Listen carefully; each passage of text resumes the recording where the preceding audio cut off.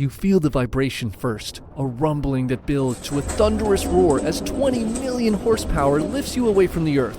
Your heart rate rockets from 103 to 240 beats per minute as crushing G-forces pin you to the floor of your metal coffin.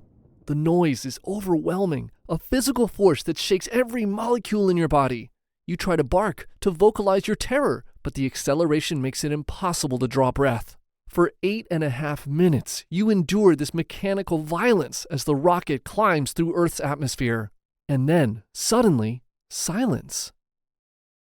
You're experiencing weightlessness for the first time, your body floating freely in the cramped cabin. You're now traveling at 17,500 miles per hour, circling Earth every 103 minutes. You're the first living creature to orbit the planet, higher than any animal has ever been. You're also about to die alone in space, 200 miles above the world where you were born as a stray dog just 3 years ago. Let me tell you how you got here.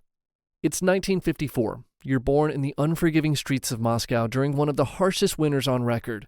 You don't know it yet, but your tragic death will spark global outrage and decades of cultural impact that will outlast the Soviet Union itself. For now, all you know is cold, hunger, and the constant struggle to survive. You're a mongrel, part husky, part terrier, part whatever else is wandering through Moscow's back alleys. Your mother doesn't have a name. She's just another stray trying to keep her litter alive in a city where winter temperatures drop to minus 22 degrees. Your first memory is the taste of frozen milk and your mother's body heat, the only thing standing between you and death. The den she's found is nothing more than a gap beneath a collapsed wooden crate behind a bakery, but it shields you from the worst of Moscow's violent winds.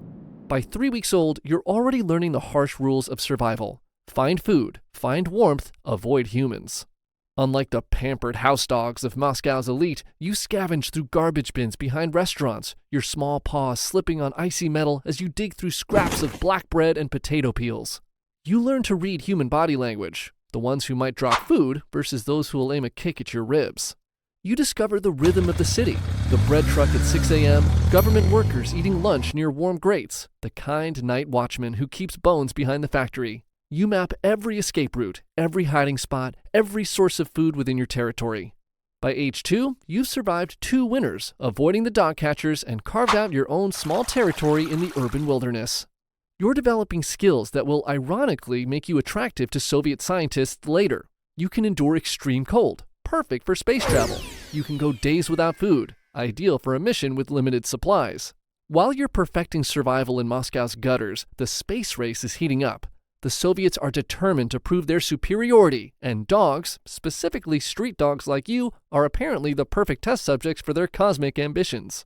You have a hard life on the streets, but at least it's yours. You make your own choices about where to sleep, what to eat, which humans to trust.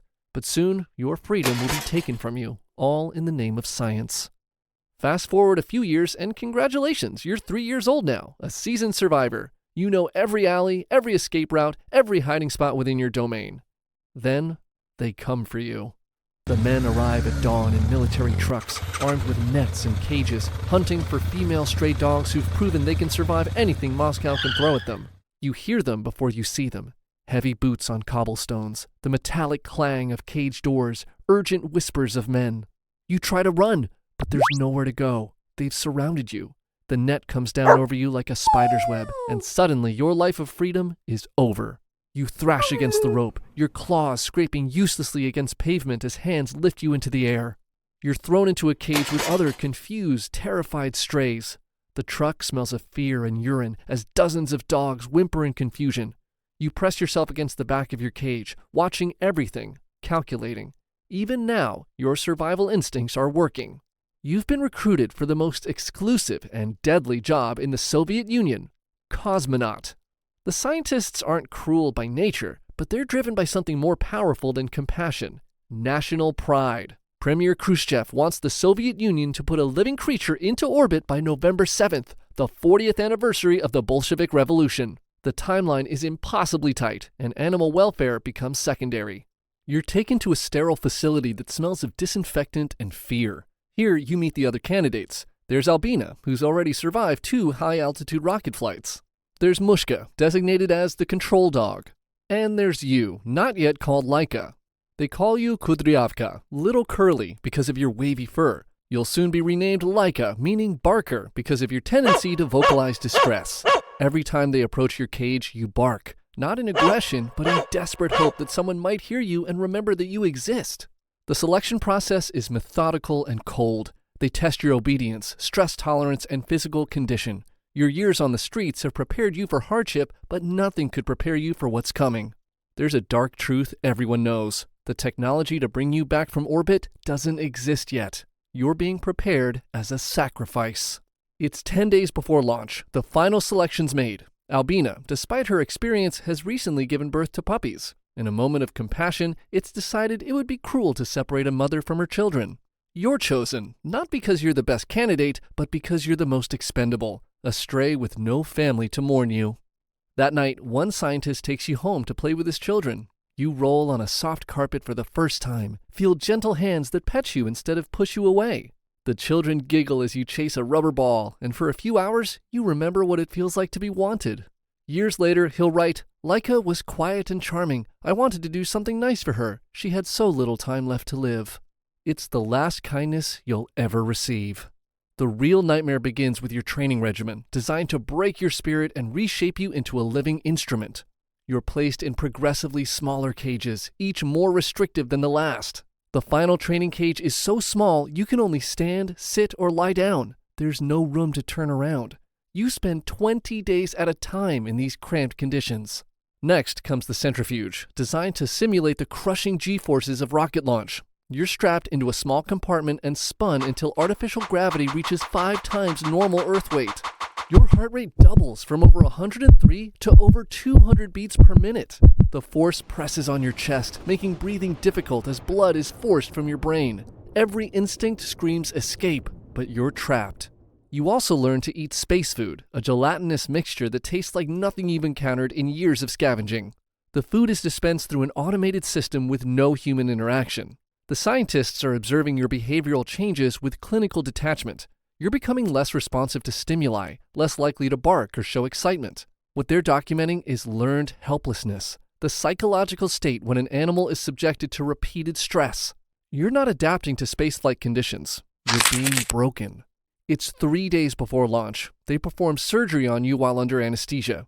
They implant cables and sensors throughout your body to monitor heart rate, breathing, blood pressure, and movement during flight.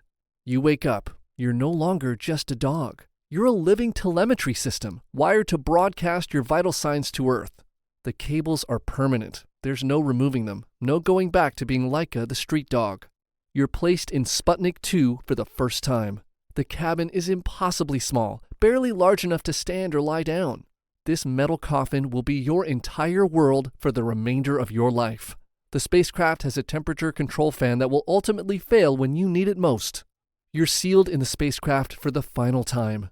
For 72 hours, you remain in this tiny space, monitored constantly by technicians. You're completely isolated, unable to see or interact with the world outside your metal prison. The technicians preparing you aren't monsters, they're engineers and scientists doing their jobs, but they know what they're doing. One will later recall, "After placing Laika in the container and before closing the hatch, we kissed her nose and wished her bon voyage, knowing that she would not survive the flight." It's November 3rd, 1957. Launch day arrives with a death sentence.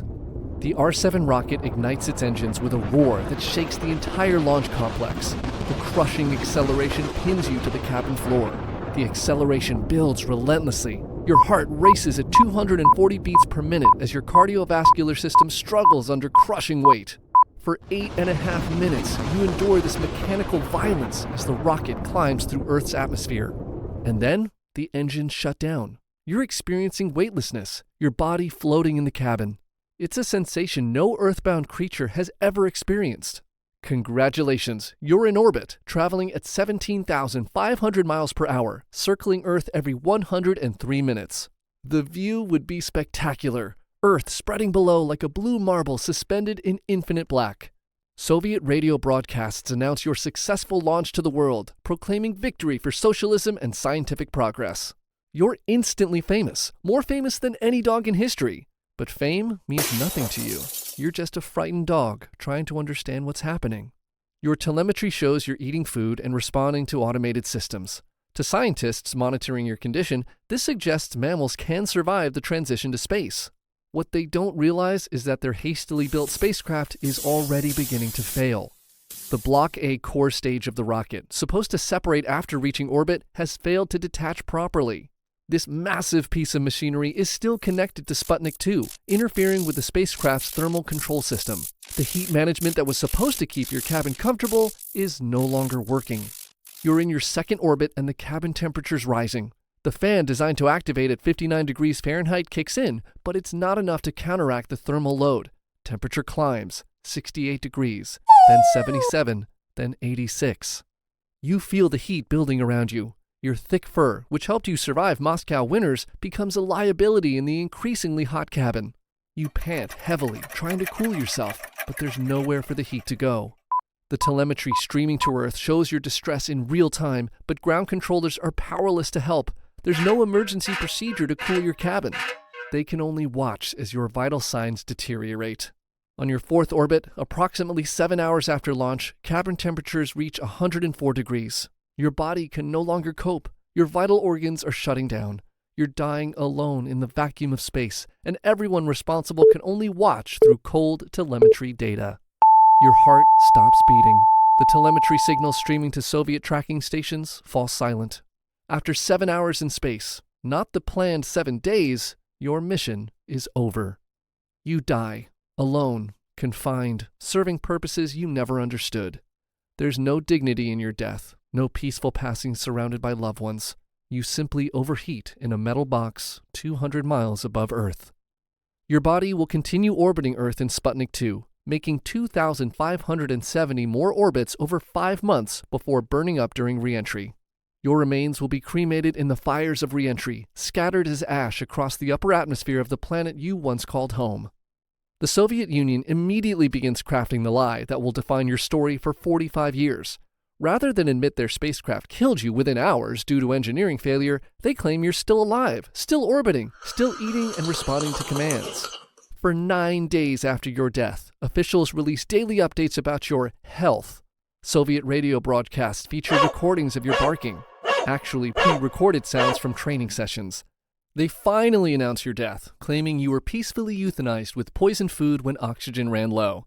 It's a more palatable story than the truth.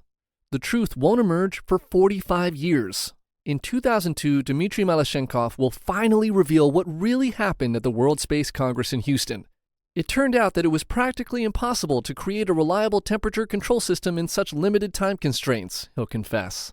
The initial global reaction mixes awe with outrage. The scientific achievement is undeniable, but ethical implications are immediately controversial. The American press dubs you Mutnik, and you become a propaganda tool for both sides of the Cold War. Oleg Guzenka, one of the scientists who trained you, will eventually express deep regret. The more time passes, the more I'm sorry about it, he'll say. We shouldn't have done it. We did not learn enough from the mission to justify the death of the dog. Your death helps save the lives of animals who follow you into space. The Soviet Union's next dog mission successfully returns both Belka and Strelka to Earth alive, benefiting from lessons learned from your sacrifice. You appear on the Monument to the Conquerors of Space in Moscow, alongside human cosmonauts and other space pioneers. NASA even names a soil target on Mars after you. These memorials transform you from victim of political ambition into honored pioneer of human achievement. You never chose to be a pioneer, a symbol, or a martyr. You were a stray dog trying to survive when history swept you up and carried you to the stars. But in death, you achieved immortality no living dog could attain. Your name is known worldwide, your story told in dozens of languages, and your sacrifice remembered as both the triumph and tragedy of human ambition. So here's to you, Laika, the dog who lived as a stray but died as a cosmonaut. May your wild cousins roam free on Earth where they belong, and may humans learn something meaningful from your strange, sad, and heroic journey from the gutters of Moscow to the infinite glory of space.